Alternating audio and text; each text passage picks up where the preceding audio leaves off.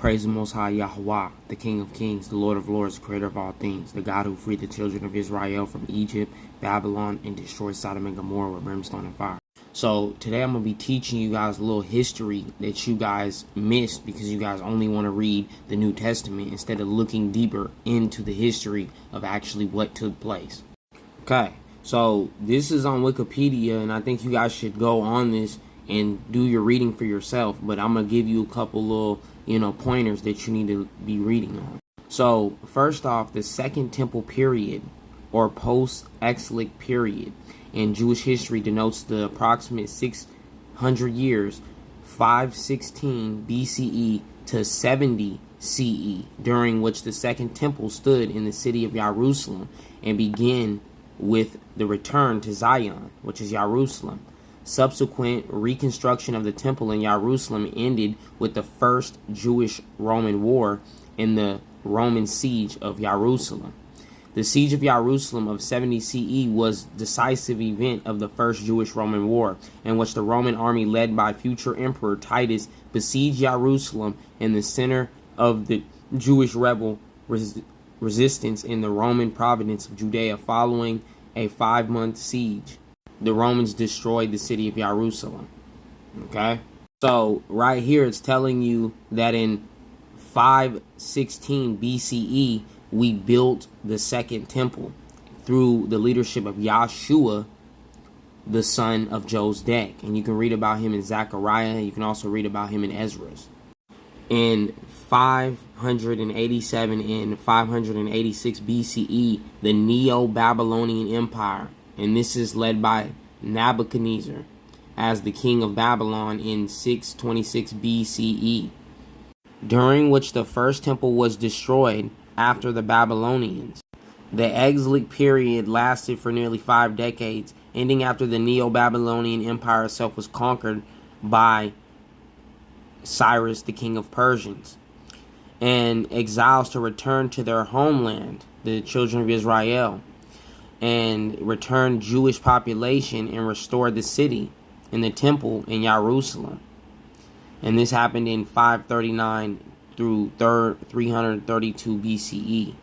Then the Persians were destroyed by Alexander the Great, and the Ptolemaic kingdom 301 to 200 BCE, and the Seleucid Empire, which was from 200 BCE to 167 BCE. And then you have the Maccabean Revolt, and that's when Judas Maccabees and his brothers revolted against the Roman Empire, and they fought against Antiochus IV, which was the Seleucid Empire. And Yahudis established an independent kingdom, a Yahoo kingdom, under the Hasmonean dynasty. 140 to 37 BCE, the Hasmonean dynasty lasted.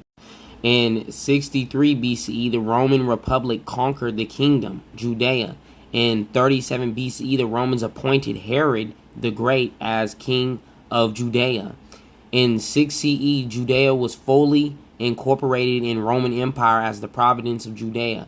Growing dissatisfaction with the Romans, the children of Israel, and the Romans' rule, and a civil disturbance eventually led to the First Roman War, which happened in 66 to 73 CE. So right here, the destruction of Jerusalem and the Second Temple in 70 CE is considered one of the most cataclysmic events in Jewish history. The loss of Mother City and Temple, Jerusalem, necessitated a reshaping of Jewish culture to ensure its survival. Judaism's temple-based sects disappeared. Rabbinic Judaism centered around a communal synagogue worship and a Torah study, eventually evolving out of the Pharisaic school and became the mainstream form of religion. So the people who worship Judaism, they worship Rabbinic Judaism. They don't worship the original. That is the so-called Jewish people.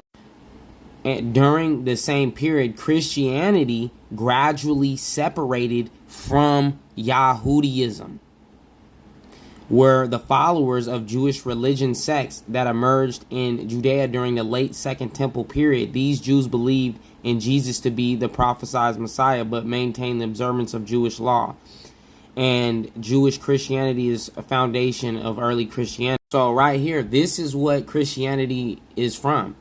Hellenistic Judaism was a form of Judaism in classical iniquity that combined Jewish religious tradition with elements of Greek culture. And that's what Christianity is. Jewish Christians were the followers of Jewish religious sects that emerged in Judea during the late Second Temple period. These Jewish believed that Jesus to be prophesied as the Messiah, but maintained the observance of the Jewish law. Okay, so that's what you guys are doing in Christianity. Okay, some of y'all believe in the law, some of y'all don't. Okay, but that's what it is. You cannot mix the two. Okay, can't believe in Jesus and keep the law, because you're breaking the law by believing in Jesus is God. Okay. So the decline of Hellenistic Judaism started in the 2nd century, as its cause are still not fully understood. It may be that it was eventually marginalized by partially absorbed into the progressive and became the Quran-speaking core of early Christianity, centered on Antioch as its traditions such as Malite Greek Catholic Church and the Greek Orthodox Church of Antioch. The conquest of Alexander the Great in the late 1st century BCE spread Greek culture and colonization. And Christianity, once it separated from Yahudism, became a predominantly Gentile religion. Judaism emphasizes the oneness of God and rejects the Christian concepts of God in human form.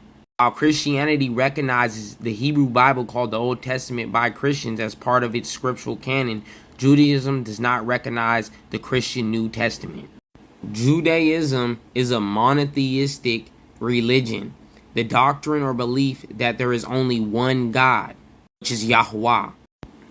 Christians practice polytheism, is a belief or worship of multiple gods or deities. Characterizes virtually all religions other than Yahudism and Christianity and Islam, would share a common tradition of monotheism, the belief in one God.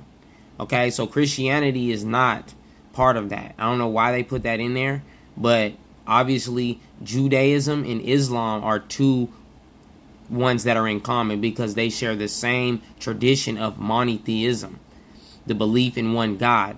The only difference between Islam is in Yahudism is that they believe that Allah is God. We believe that Yahweh is God, is the name of God. And the name of God is very important, because you must praise Yahweh by his name, as it says in Deuteronomy 10 and 20. It says, "Thou shalt fear Yahweh the Lord thy God. Him thou shalt serve, and to him thou shalt cleave, and swear by his Yahweh's name." So now you can learn about the Zealots and what happened. See, in the New Testament, they don't talk about the Zealots. They talk about the people who got killed for worshiping Christianity, early Christianity, which was the worship of Jesus. Yahuds did not believe in Christianity. We practice Yahudism, and we praise Yahweh. So the Zealots were the children of Yahuda in 1st century temple Yahudism, which sought to incite the people of Judea Providence to rebel against the Roman Empire. And so right here, I'm going to show you the Zealots started from Yahudist Maccabees. And it says right here that Jacob and Simon were involved in a revolt and were executed by Tiberius Alexander, and was a extraterrene governor and general in the Roman Empire. Here's the Zealots. Okay, you have Simon Bar. They were both in turn challenged by the third faction led by Eleazar ben Simon. John the Zealots fought in the civil war with the two factions until he was finally captured by Titus during the siege of Jerusalem. He was sentenced to life imprisonment. And then Simon was assassinated and replaced by his son John. Antiochus led a large army into Judea. Then in 132 to 136 CE, there was a war, and the province of Judea was renamed Syria Palestina. Praise Yahweh and repent.